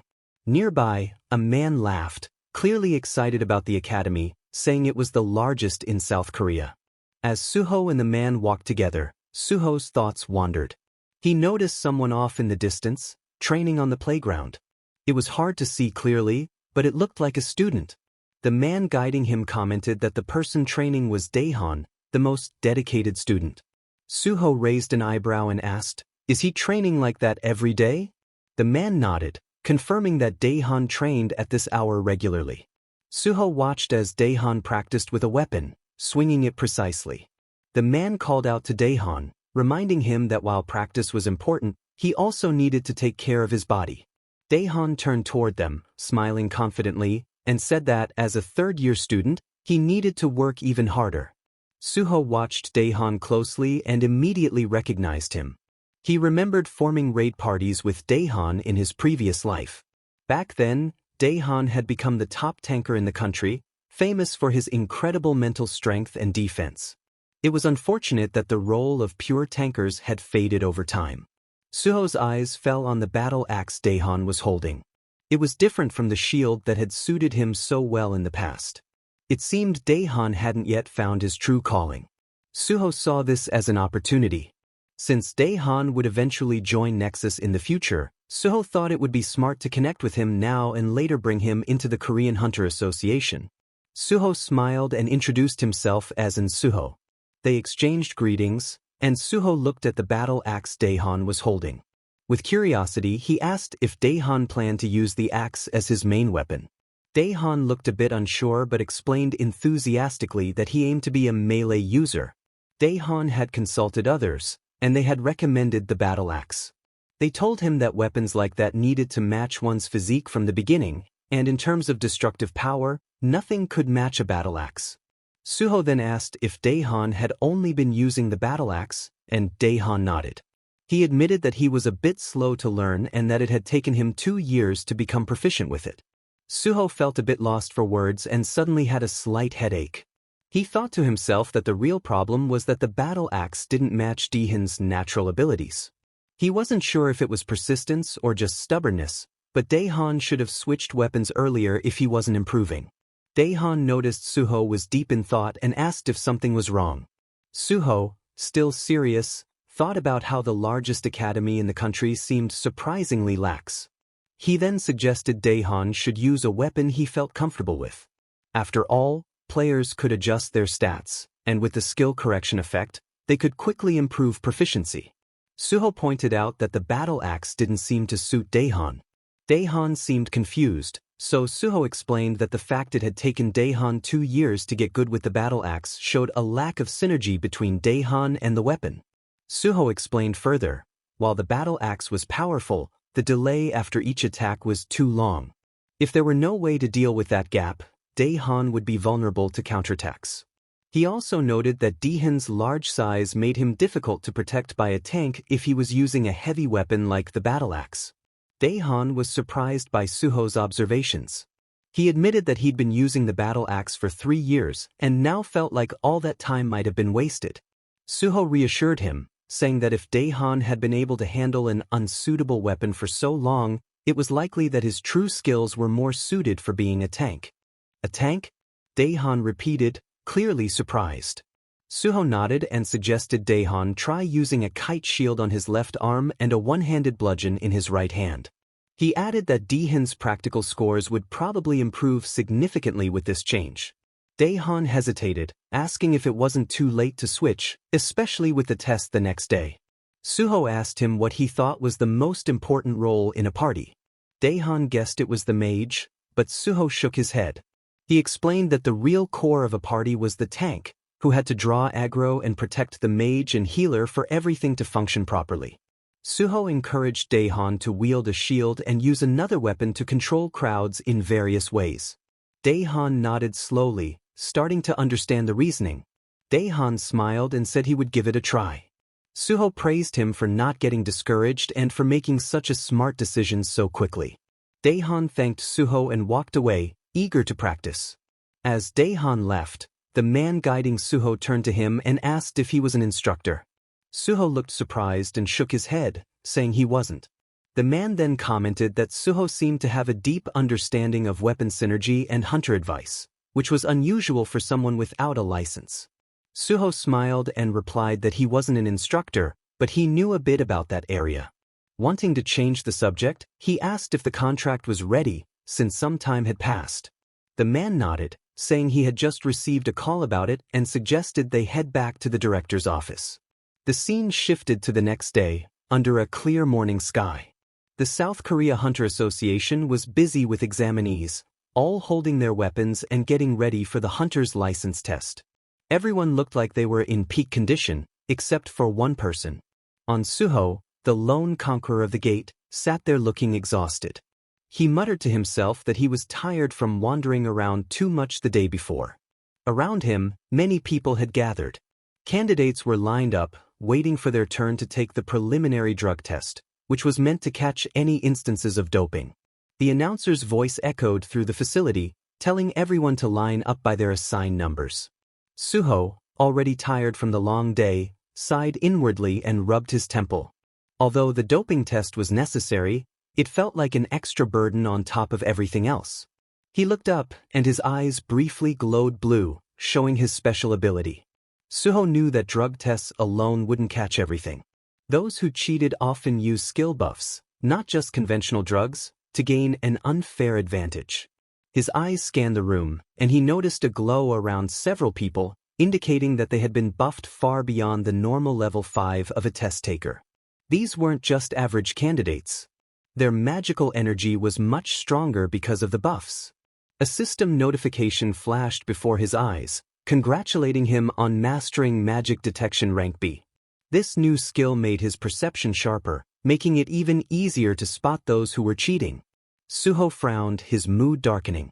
It was disappointing to see so many people abusing buffs, even though the use of such abilities for cheating hadn't yet become widely known. Suho made a decision right then that something had to be done about it. His gaze moved up to the balcony, where he saw team leader Young Chulmin waving at him excitedly. Suho allowed himself a small smile. At least there was one person he could trust here. As Suho waited, he overheard some of the other candidates talking among themselves. They were complaining about how difficult the written exam was, with one candidate worrying that they might need to retake it. Another agreed, saying that the exam was insanely hard. Suho couldn't help but feel a little smug. Thanks to the Library of Memories, he had sailed through the exam without any trouble. He almost felt like a cheater himself, but for a very different reason. Just then, a familiar voice called out to him, snapping him out of his thoughts. Suho looked up to see Chulmin approaching with a warm and friendly expression. Chulmin asked how the test had gone, clearly curious. Suho just shrugged and said he thought he could pass it. Chulmin chuckled, commenting on Suho's confidence. He added that word had spread that this year's written exam had been the hardest one yet. Then, Chulmin got more serious, mentioning Suho's earlier comment about buff checks. He asked Suho what he had meant by that. Suho nodded thoughtfully and explained that while there were measures in place to prevent doping, like urine tests, blood tests, and confiscating belongings, he had noticed there were no checks for skill-related cheating. He suggested that conducting a magic detection scan could help spot anyone using illegal buffs. Chulmin's eyes widened slightly, and he thanked Suho for the information. He promised to look into it before the practical test began. As he turned to leave, he paused and looked back at Suho. Chulmin expressed that he personally hoped Suho would succeed, saying he would love to work with him in the association. He encouraged Suho to do his best in the practical test. Suho nodded, appreciating the encouragement. It felt good to know someone was rooting for him. Just then, the loudspeaker crackled to life, drawing everyone's attention. The announcement informed the candidates that the test would be delayed by 2 hours due to issues with the dive capsules. They were told to have lunch in the cafeteria and wait in the lounge or training area for a while. Suho sighed in relief. The delay would give Chulmin more time to implement the buff check, which might make the test fairer for everyone. With 1,200 candidates and a passing rate under 10%, Suho guessed that the cheater purge could bring the pass rate down even further, maybe to 7%. But that would mean the candidates who passed were truly the best, and Suho liked the idea of being surrounded by top talent. He decided to use the extra time to keep an eye on the other candidates. Maybe there was someone among them worth noticing. Suddenly, Suho's attention was drawn to a commotion. A young man was approaching a much larger candidate, challenging him to a sparring match. The young man's voice was loud enough to attract everyone's attention as he insisted on having a match. The larger man looked clearly annoyed, demanding to know who the challenger was and telling him to get lost. But the challenger persisted, saying he didn't want to fight, just spar. He taunted the larger man, implying he was scared to show his skills. Suho watched with mild amusement. It was always interesting to see how hunters interacted. Sometimes, a small confrontation could reveal a lot about a person's true character. The larger man, clearly agitated, muttered under his breath, calling the challenger a nuisance and telling him to leave. The larger man added that he had no interest in picking a fight with a weakling. The young man, however, refused to back down. He took a step forward, suggesting that he might just attack first. With the tension rising, the young man lunged aggressively at the larger candidate, forcing the big man to react. The clash was sudden. The young man swung his sword powerfully toward his opponent. But before the blow could connect, Suho stepped in, blocking the sword with his own. The larger man looked at Suho in surprise, asking if he had lost his mind. Suho remained calm and assured the man that he would handle the challenger, and that there was no need for things to escalate further. The challenger, clearly agitated, demanded to know who Suho was. Suho explained that he was just another test taker, and that nothing good would come from getting involved in a fight. He suggested the bigger man leave it to him to handle the situation. The larger man huffed in frustration, muttering that he didn't care either way, and turned away. But the young man wasn't satisfied. He asked Suho why he was interfering, his irritation clear in his voice. Suho smiled and introduced himself as Suho, remarking that it seemed like the young man was looking for a sparring partner. He offered to be that partner instead. The young man sneered, dismissing Suho as weak and saying he had no interest in sparring with someone like him. Suho's eyes widened slightly at the insult. He was a bit taken aback by the comment. The young man, now more confident, mocked Suho further, suggesting that the earlier block had just been luck and warning him not to get cocky. Suho looked thoughtful for a moment, then tilted his head and asked if the young man was scared. The young man's face twisted with anger, and he demanded to know what Suho had just said. Suho repeated himself calmly, suggesting that it seemed like the young man was too scared to spar with him. The provocation worked, and the young man, now furious, declared that he was ready to teach Suho a lesson. He had been bored anyway, surrounded by cowards, and now Suho had just made himself the perfect target to be a punching bag. Suho smiled, pleased that the young man had accepted his challenge. Around them, people began murmuring, suggesting they should head to the sparring arena and get the supervisor's approval for an official match. The group moved to a large, empty arena, bright and open, with spectators casually gathering in the stands to watch. Some onlookers shook their heads, commenting on how unnecessary it was to cause a scene on such an important day. Others dismissed the participants as attention seekers. An official stepped forward as Suho and the young man prepared for the sparring match. The official explained that only training weapons provided by the association would be allowed and that he would stop the match if things got out of hand. He then gave a quick signal, declaring the sparring match to begin. The two competitors faced each other, each wielding a wooden sword. The atmosphere grew tense as the two opponents engaged in a rapid exchange, their movements quick and powerful.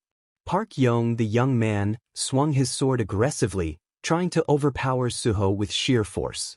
But Suho moved with practiced ease, blocking each strike with precision while keeping a close eye on his opponent. Frustrated, Park Young shouted that he would tear Suho apart. He lunged forward again, but Suho easily blocked the attack. Suho looked at him with a mix of surprise and disappointment, asking, "Why are you so weak?" Park Young's expression turned to one of disdain as he remarked that his opponent was hardly worth the effort. Enraged, Park Young began shouting insults at Suho, his rage evident in every word. Suho, feeling the tension thick in the air, took a moment to study the person in front of him. That's when the memories hit him. He recognized Park Young. The young swordsman wasn't just any competitor, he was someone Suho had encountered before. Park Young was a skilled swordsman, known for his fierce energy and his eyes burning with an insatiable thirst for power. Suho recalled the red mist that would swirl around him, a sign of the intense desire for strength that fueled his every move. Once, Park Yong had been driven by the desire to become stronger, always seeking out the fiercest opponents in order to hone his skills. But over time, his obsession with power had led him down a darker path, turning him into a feared hunter-killer. Relentless in his pursuit of dominance, Park Yong had lost himself in his quest. Suho's gaze narrowed as he recognized the same fire in Park Yong's eyes. This was a man who could be so much more, but only if he didn't allow that thirst for power to consume him. Suho knew he had to intervene before Park Yong made the same mistakes that had led to his downfall in the past. He smirked, the memories of their previous encounters flashing in his mind. Park Yong had been formidable before, but Suho now saw the raw, unrefined nature of his skills. He wasn't yet the powerhouse Suho remembered. He was still struggling, still lacking the experience and refinement that would turn him into a true master. Suho sighed. It was strange to see Park Yong here, in this test arena, in such a state. Despite his raw power, the swordsman still lacked control. Suho moved swiftly, stepping forward and landing a solid kick to Park Yong's chest, sending him flying backward across the arena. Park Yong's fall was dramatic, his body crashing to the ground with a loud thud. Suho remained standing, his expression bored as he looked down at his opponent. He couldn't help but mock Park Yong's earlier confident words, thinking to himself that he had expected more from him. Park Yong struggled to his feet, eyes wide with disbelief and pain. His breathing was heavy as he looked at Suho, still trying to process the strength he had just witnessed. His voice was thick with frustration as he demanded to know how Suho possessed such strength. Suho merely shrugged, a casual smile on his face as he suggested that rushing at him wouldn't work. He asked Park Yong if he really wanted to continue, observing his stance. Suho quickly realized that this was likely Park Yong's first time facing a level 10 opponent, as the strongest he'd probably fought before had been a level 5. Despite the setback, Park Yong wasn't discouraged. A smirk appeared on his lips as he saw something intriguing in Suho, something he hadn't encountered in a long time. He remarked that now he understood why Suho had been so relaxed. The tension in the air thickened as Park Yong prepared himself for another round. His grip on his sword tightened, and his eyes gleamed with a renewed determination. He declared that he would give it his all this time. Suho watched him carefully as Park Yong began to gather his energy.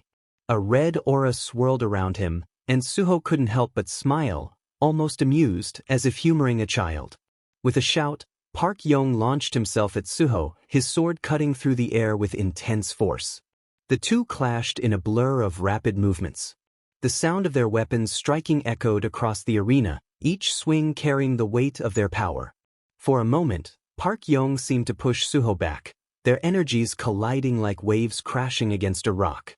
Suho could feel the weight behind Park Yong's strikes, acknowledging that they were definitely heavier than before. Park Yong, panting, sneered at Suho, his frustration clear as he asked if Suho would continue to act so relaxed.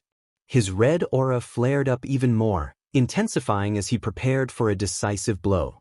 He roared, daring Suho to stop his next attack. Suho's eyes widened slightly as Park Yong assumed a new stance. He recognized it immediately.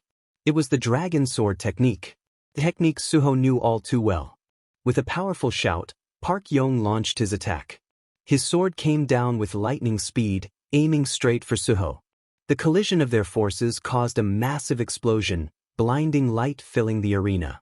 For a moment, it seemed like Park Yong had succeeded. He stood panting, a smug smile on his face as he muttered to himself that he had won. But as the light faded, Suho remained standing, his sword held firmly in his hand, having blocked the attack with ease. He sighed lightly and grinned, meeting Park Yong's shocked gaze. He commented that he had blocked the strike without much effort. He could even do it with his eyes closed. Park Yong's eyes were wide with disbelief. He stammered, trying to process how Suho had managed to stop him. Suho, however, quickly analyzed the attack. It wasn't truly the dragon sword technique, not yet. What Park Yong had used was a basic sword technique, though with some flair. Wounded in his pride, Park Yong let out a furious shout, calling Suho a bastard. But Suho didn't react to the insult. Instead, he simply stood ready for the next round. The fight raged on, with Park Yong attacking with relentless force. His sword swung with all the power he could muster, the red energy around him growing brighter with each strike. Suho was momentarily pushed back, but he remained calm, carefully watching for an opening. When Park Yong saw Suho being forced back, he believed he had found his opportunity. He lunged forward, throwing everything he had into one final strike. Suho, however, blocked it effortlessly, as if it was nothing. Before Park Yong could react, Suho stepped forward and delivered a swift punch to his jaw. Park Yong stumbled backward, his head spinning from the force of the blow. Park Yong staggered, his vision swimming from the punch. He muttered in disbelief, struggling to stay upright, wondering how Suho had managed it. Suho simply shook his head, remarking that Park Yong's attacks were too slow. Without a second word, Suho watched as Park Yong flew across the arena, landing with a thud. He took a moment to breathe, realizing it was time to finish this. He didn't want to break Park Yong's spirit too much. There was no need to cause any more damage to his confidence. The arena went quiet. Suho stood still and composed while Park Yong lay on the ground, unconscious. Suho considered what had just happened. Park Yong had potential, but his obsession with power was his downfall.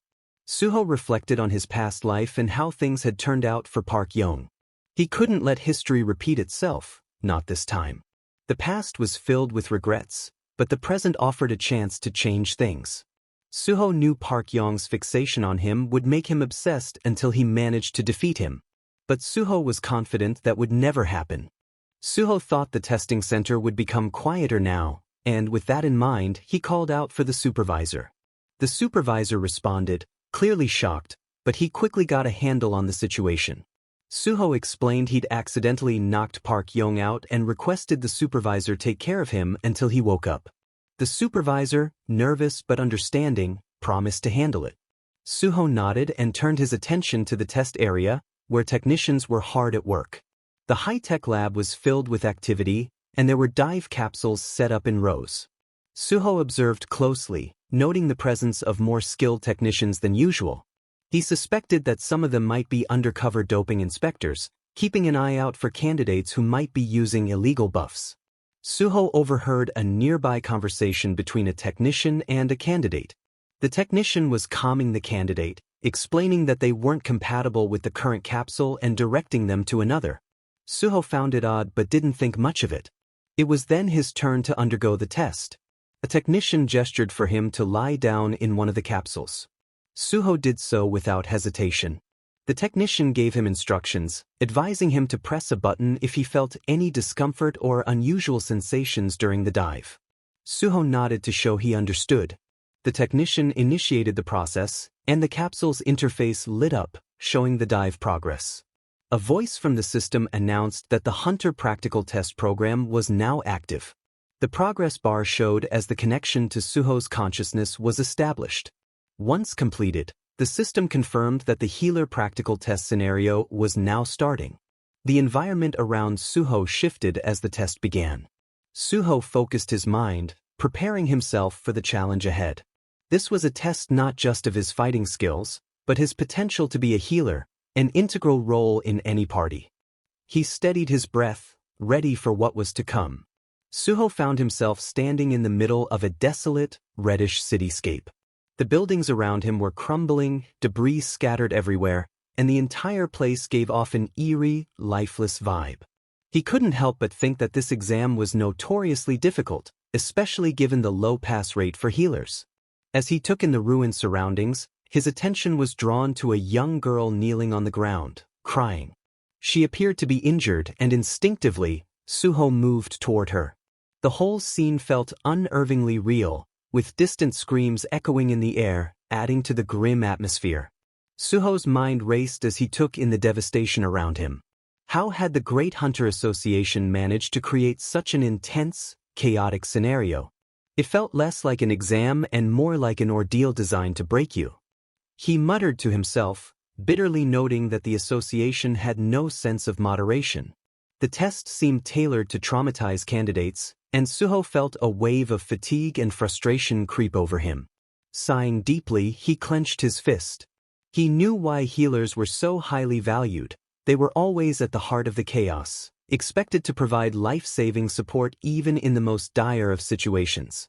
Healers had to be strong, not in the way of warriors or mages, but in their resilience and selflessness. It was a role that required sacrifice. But that didn't make it any less daunting. The practical test was the true measure of a hunter's ability, where their class and skills were truly put to the test. For combatants, warriors, mages, archers, it was all about fighting, surviving, and defeating as many enemies as possible. The scenarios were constantly shifting, with different criteria for passing each year. It wasn't just about winning, it was about how well they handled various threats, the number of enemies they took down, and how long they survived. But for healers, the test was different. It wasn't about defeating enemies or outlasting opponents. It was about selflessness and sacrifice. A healer who could perform well in combat was important, but what mattered more was their willingness to risk their life for others, to protect and save those in need, no matter the cost. Suho understood that this was the essence of healing. The score was never just about magical proficiency, it was about putting others before yourself, even if it meant dying in the process. He braced himself, knowing what the test would likely demand of him. Healers often had to sacrifice themselves for their patients in this simulation. Healers who died trying to save someone were often the ones who scored the highest. It was a challenge unlike anything faced by combat-oriented classes. The thought of dying for the sake of the test didn't sit well with Suho, but he knew the system had revived him once before. If necessary, he would bend the rules. As he approached the sword embedded in the ground nearby, Suho's lips curled into a faint smile. The notion of being expected to die willingly for the test seemed absurd, but if it came down to it, he would find a way to survive. He wasn't just any healer. Suddenly, desperate cries filled the air, snapping Suho out of his thoughts. He turned sharply, listening intently to the screams that seemed to reverberate all around him. But when he looked, all he saw was death. Bodies littered the ground, fallen figures frozen in terror, their faces locked in their final moments of agony. The entire simulation area felt like a battlefield, where no hope remained and only one survivor was left standing. Suho moved closer to the girl he had seen earlier. Kneeling beside her, he took a moment to assess the situation. The girl's eyes were still wide open, filled with fear and uncertainty. Suho crouched down beside her, gently asking if she was okay as he examined her injuries. Her voice trembled as she struggled to speak, warning him in a hushed tone that the enemies would return and they needed to leave before it was too late.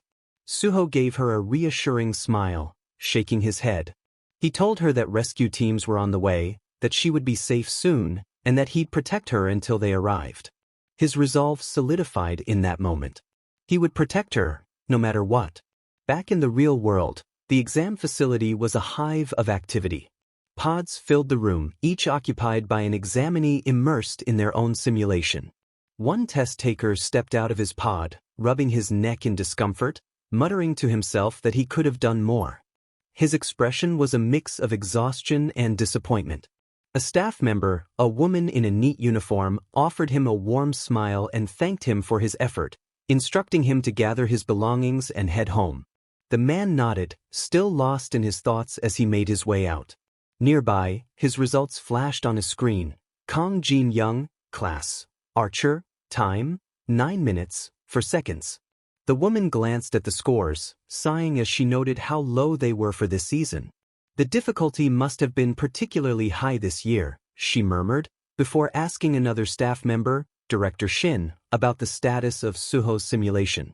Director Shin glanced at his screen and answered that Suho had been in his pod for quite some time. The woman was surprised. "It's been 30 minutes, she remarked, noting that most candidates usually spent no more than 15 minutes in the simulation. She leaned closer to the screen, confirming the time, 30 minutes and 21 seconds. Her eyes widened in disbelief. Who is this person? Both Director Shin and the woman turned their attention to the real-time feed of Suho's simulation. On the screen, Suho was wielding a sword, cutting down monsters with ease, all while keeping the injured girl safe. The woman, impressed, commented that he was a fantastic fighter and asked if he was a warrior. Director Shin shook his head, pointing to the screen. "No, he's actually a healer." The woman scoffed, clearly disbelieving. "A healer? But he's holding a sword." Director Shin motioned for her to look more closely. As she did, she saw that Suho wasn't just fighting. He was seamlessly blending in healing magic, pausing between each sword swing to mend the girl's wounds and protect her from the advancing creatures. His movements were precise, and his attention never wavered from the injured girl. The woman couldn't help but be stunned. This is incredible. A healer fighting like this? She paused, then questioned, "Isn't he supposed to be disqualified for not dying? I thought they usually wanted the healer to sacrifice themselves." Director Shin explained that there was no reason for disqualification. The goal for a healer is to protect the patient to the very end. That's what Suho is doing, and he's doing it perfectly. He's fulfilling all the requirements of the test. The screen showed Suho blocking more monster attacks, staying by the girl's side, never abandoning her. He kept healing her at every opportunity, his focus never shifting from his patient's well-being. The woman watched in awe as Suho fought with such skill while ensuring the girl stayed safe, her injuries healing with each passing moment. Director Shin highlighted that Suho was fulfilling all the necessary criteria for the test. He was staying close to his patient, healing her when necessary, and putting his life at risk to protect her. Since he met all the conditions, there was no reason for him to be disqualified. Even the practical system itself did not intervene. The woman nodded, slowly realizing that the top candidate in this practical exam had likely already been determined. In the simulation, Suho stood in the now darkened, ruined landscape, his sword tightly gripped in his hands. Several small green lizard-like creatures emerged from the shadows, their movements hostile and quick. Suho surveyed them calmly, unsheathing his sword in one fluid motion. As the creatures charged toward him, he responded with precision, slicing through all of them in a single strike. He muttered to himself, feeling that it wasn't quite enough. His movements weren't fast enough. He needed to be quicker. So, he pushed himself further, speeding up his attacks. His body moved fluidly, evading their strikes as he sliced through them with a grace and power that spoke of years of experience. As the last creature fell, a system notification flashed before him. The system acknowledged Suho's exceptional grasp of the footplay technique and congratulated him for mastering it. Suho smiled with satisfaction.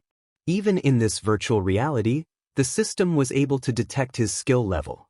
He knew how the system operated, monitoring his movements, acknowledging his mastery, and rewarding his progression. Though the experience gains were slower here compared to real physical exertion, it was still an ideal training environment. As Suho continued to fight, he felt a surge of progress. Along with his mastery of footplay, he upgraded all the swordsmanship skills he had gained to rank A.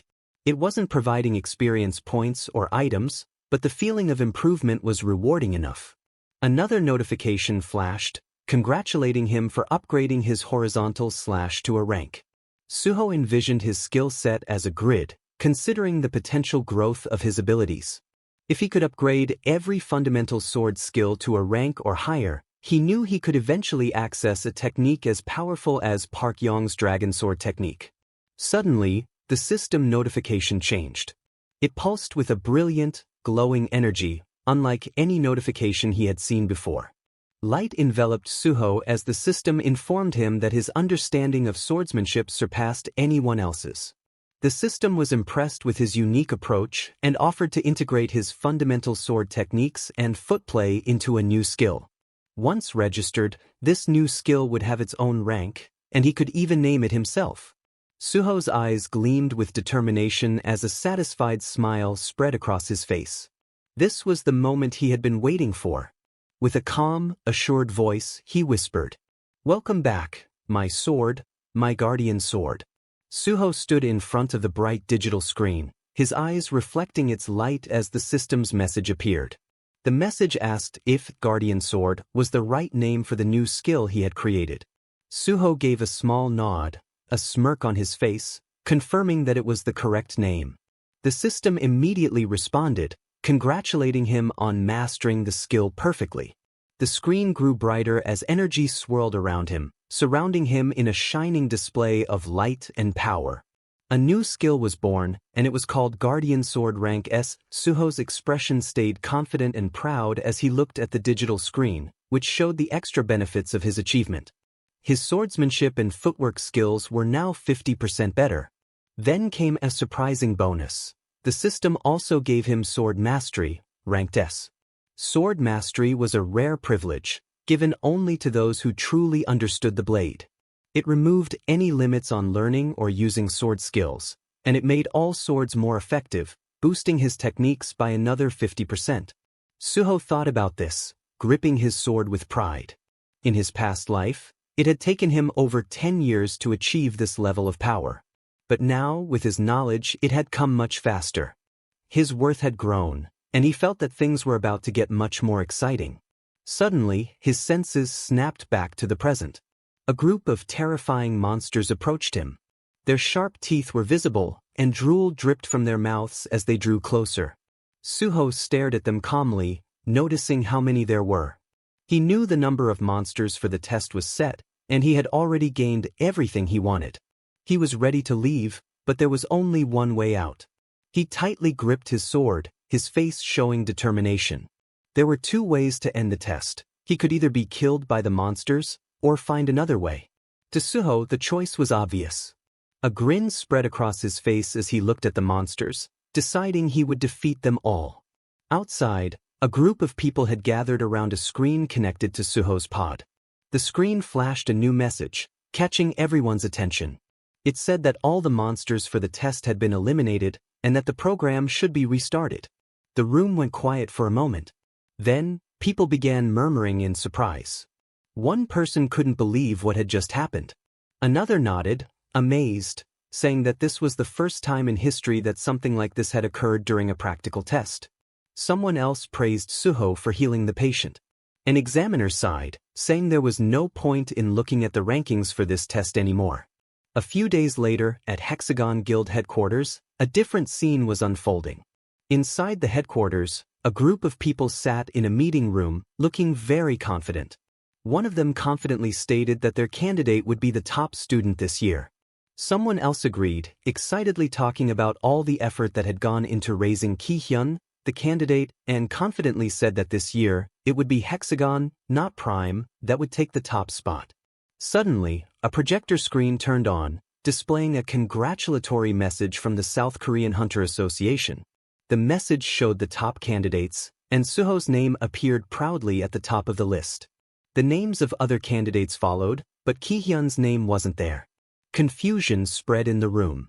One person exclaimed in shock, asking who Suho was, while another murmured in panic, wondering where Ki-hyun was.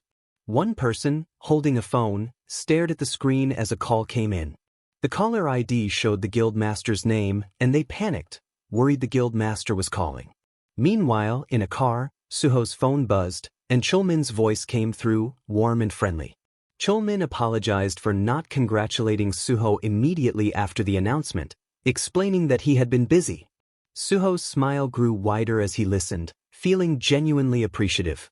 He thanked Chulmin, saying his success was all thanks to him. Chulmin chuckled, clearly proud, and pointed out that Suho hadn't just passed, he had scored the highest. He also mentioned that because of Suho, many cheaters involved in skill doping had been caught, which would lead to stronger testing rules in the future.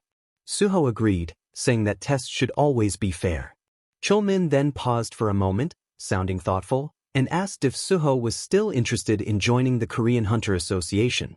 Suho's expression became serious as he replied that, while he might stay in the guild for a while, his goal remained the same. He would join the Great Hunter Association no matter what. Chulmin thanked him, sounding relieved, and promised he would contact Suho as soon as the test schedule or recruitment information was available. Suho agreed and then mentioned it was lunchtime, asking Chulmin to make sure he ate well, even though he was busy. Chulmin laughed warmly, wishing Suho the same. After the call ended, Suho held his phone for a moment, a concerned look on his face. He wondered aloud if Chulmin was okay, since his voice had sounded a little hoarse. Suho then shifted his thoughts, expecting another call soon. Just then, his phone screen lit up with an incoming call. Suho's eyes sharpened, and he prepared to answer, muttering to himself that it was as he had expected before picking up the phone. It was Director Kim Soo-yi, who congratulated Suho on his success. She told him that the payment had been made as per the contract and then asked if Suho was interested in joining the Nexus Guild, promising that he would receive better treatment there than any other guild. Suho's response was polite but cautious, asking how much Director Kim was willing to offer with her proposal. Director Kim's voice stayed enthusiastic as she assured him that she would do her best to meet his expectations. She mentioned that, as an Academy scholarship student who graduated at the top, adjusting the terms would be easy. She then suggested they meet in person to discuss things further. Suho thanked her for the offer but explained that he had personal plans for the day. He promised to check his schedule and get back to her, adding that, as a Nexus scholarship student, joining Nexus would look better for him than joining another guild. Director Kim's excitement came through even over the phone as she agreed, urging him not to sign any contract with another guild in the meantime and promised to fit her schedule around his. Suho chuckled softly, assuring her he would see her soon. After hanging up, Suho smiled to himself, amused by her excitement, still able to hear her enthusiasm in the phone call. The taxi slowed down and stopped. The driver informed Suho that they had arrived. Suho nodded and thanked him before stepping out of the car. He looked ahead at the old market in front of him, determination clear in his eyes. He thought back to everything he had accomplished so far, passing the test, getting his license, and receiving the deposit. The street was busy, filled with people going about their day. Suho took a deep breath, his gaze firm as he focused on what was left to do. It was time to start farming. This was Lighthouse General Market. Some time passed, and Suho reminded himself that he had already bought everything he needed for his new life as a hunter.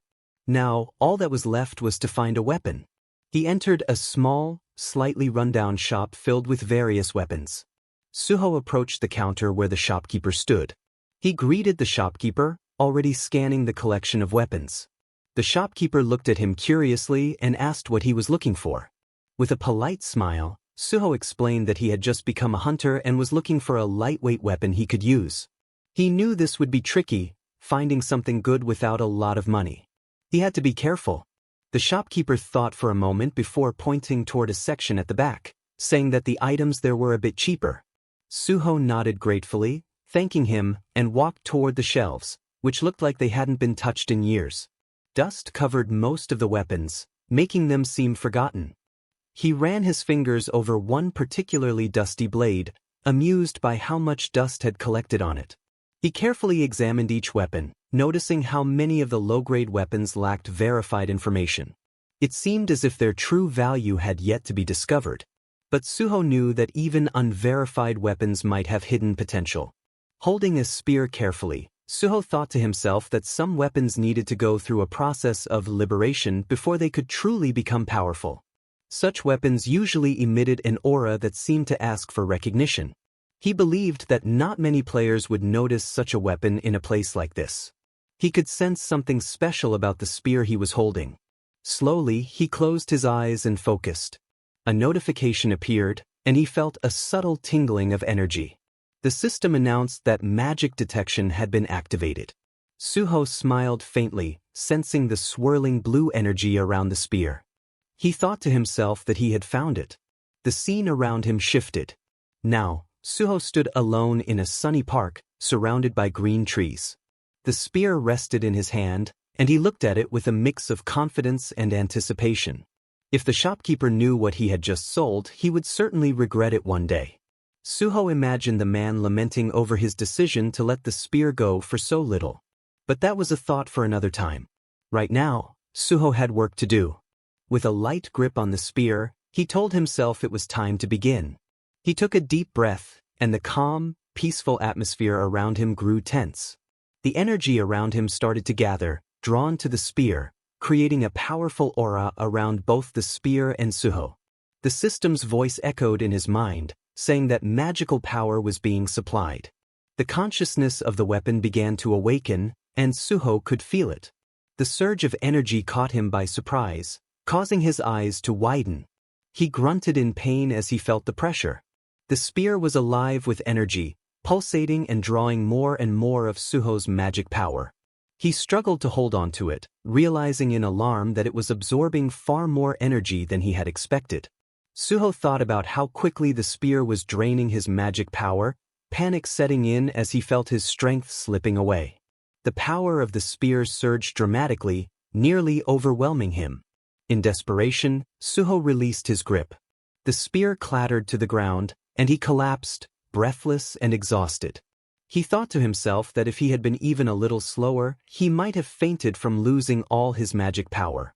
His gaze shifted to the spear, now lying on the ground, its energy dormant again.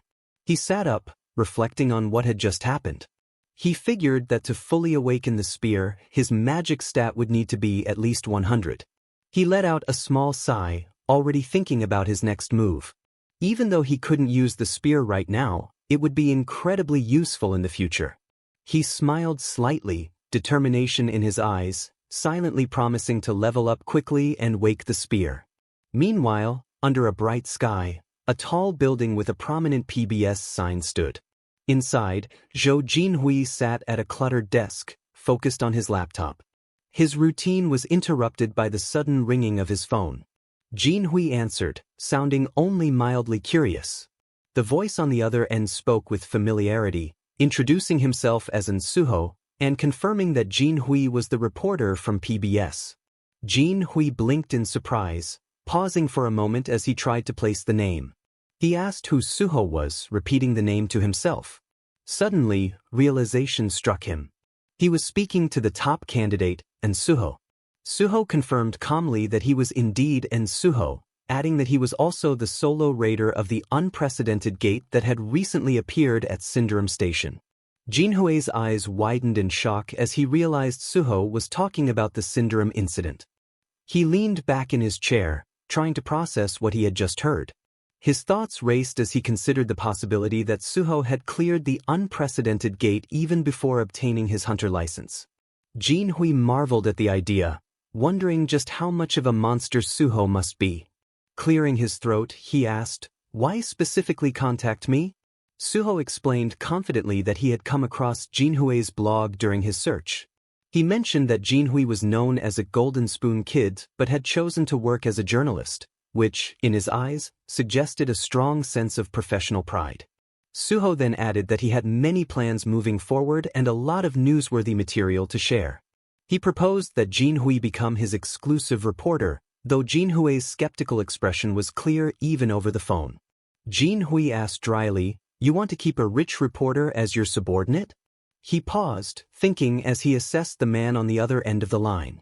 He considered that Suho might just be some odd guy who thought he was special. He replied that while he understood Suho's point, this kind of approach didn't sit well with him. Even though Jinhui was a reporter eager for good scoops, he had no intention of being anyone's subordinate. He stressed that what he wanted was a great partner, not a one-sided arrangement. He also clarified that he was mentioning this because it seemed like Suho was trying to boost his worth before joining a guild. Suho let out a short laugh and admitted that Jinhui wasn't entirely wrong. However, he explained that his aim wasn't to raise his worth, but rather to gain some fame. He also mentioned that he was thinking about joining the Hunter Association as a civil servant. Jinhui paused, his fingers freezing on his keyboard. "Wait, you're talking about the Korean Hunter Association?" he asked, clearly confused.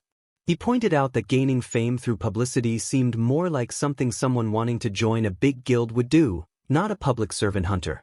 He wondered if Suho was joking. Suho reassured him that he wasn't joking. His voice turned more resolute as he stated that he truly intended to join the Hunter Association and work in the field. Jinhui's skepticism only grew. He asked, "Are you one of those people with well-off parents who treat work like a hobby and go after prestige?" Suho's tone became more serious. He revealed that he was what people called a gate orphan, and that was why he was interested in public service.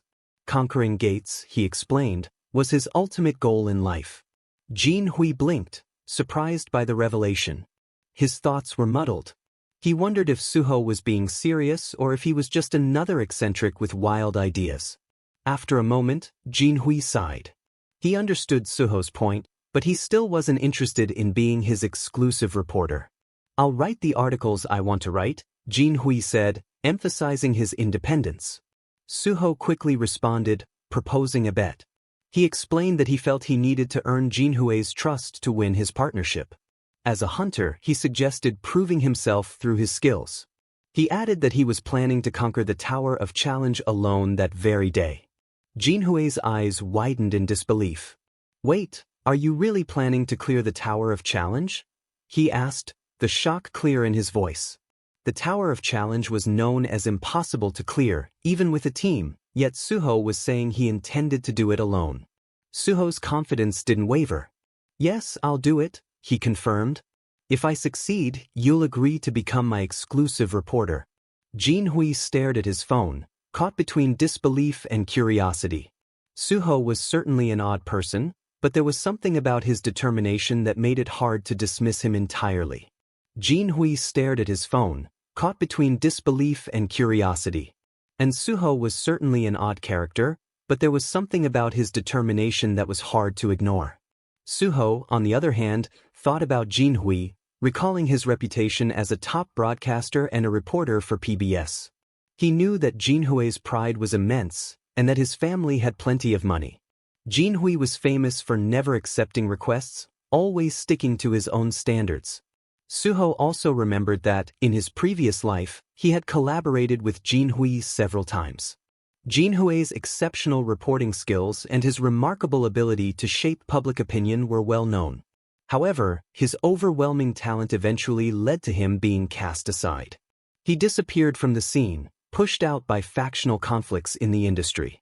In any group, a sharp thorn was often seen as a threat, and Jinhui was that thorn.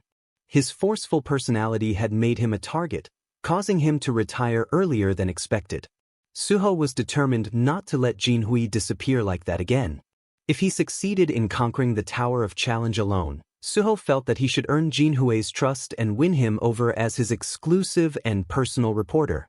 Jinhui appeared shocked, but Suho could tell that he was considering the offer. He emphasized that having a close reporter would be beneficial for both of them. After a moment of silence, Jinhui sighed and reluctantly agreed. "If you manage to conquer the Tower of Challenge alone, I'll do everything I can as a reporter to help you." Suho smiled confidently, standing in front of the tower, feeling optimistic. He thanked Jinhui, telling him they would meet later and ending the call. With determination in his eyes, Suho took a deep breath, ready to begin. Meanwhile, in his office, Jinhui sat alone, frustration bubbling up inside him. He muttered to himself about how annoying Suho was and how the man really got under his skin. Sitting at his desk, he thought over Suho's sudden and bold proposition. He wondered why Suho had made such an outrageous offer. Despite his annoyance, Jinhui couldn't deny that there was something intriguing about the situation. He stared at his phone, the reflective screen mirroring his conflicted expression. He began to contemplate the sincerity in Suho's words. It didn't sound like a lie, and he didn't believe Suho was a scammer. After a long pause, Jinhui leaned back in his chair, his mind swirling with thoughts. He felt like he was on the verge of losing control. With an exasperated sigh, he acknowledged to himself that this whole situation was starting to drive him crazy. After another moment, he sat up, looking resigned. He told himself that, no matter what happened, it didn't matter. If Suho's claims are true, then that's great, Jinhui mused. If not, then so be it. There's no real downside to this gamble. Resolute, he stood up and walked towards the door. He decided he would see where this gamble led him. Meanwhile, at the Tower of Challenge, the area was bustling with people eager to take on its challenges. Suho stood before the tower, speaking with someone as he observed the crowd.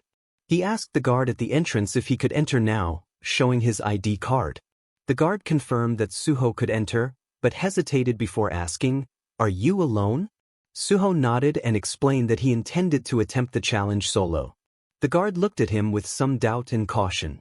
"It's not impossible," the guard said slowly, "but it's unusual for someone who has just passed the hunter exam to take on the tower alone.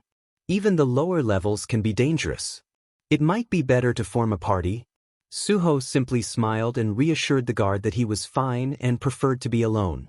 The guard, though still worried, relented and allowed him to proceed. He informed Suho of the entry fee and told him to pay once he received the invoice. Suho nodded, thanking the guard, and promised to be careful. He acknowledged the warning to return if things became impossible. As he entered the tower, he thought about the purpose of the Tower of Challenge, which was also known as the hunting ground.